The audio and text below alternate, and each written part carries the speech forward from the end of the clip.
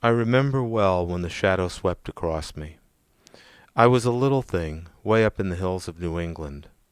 In the wee wooden schoolhouse, something put it into the boys' and girls' heads to buy gorgeous visiting cards, 10 cents a package, and exchange.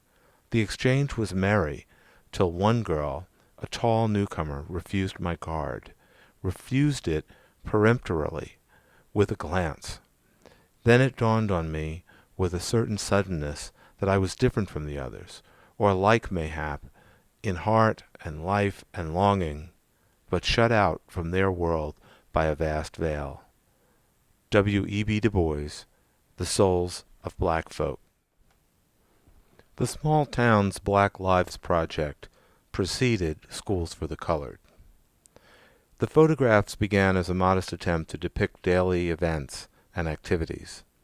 In Whitesboro, New Jersey, I photographed and held extended conversations with many of the residents, mostly senior members of the community.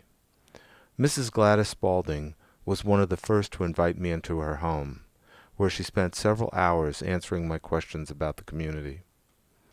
About 100 feet from her home was a building that at the time served as the community's Head Start program center.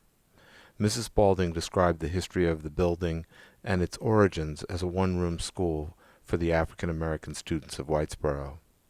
Her description of the school included high praise for the work of the school's black teachers and the difficulties that the students faced as they moved from the segregated primary school to the predominantly white high school.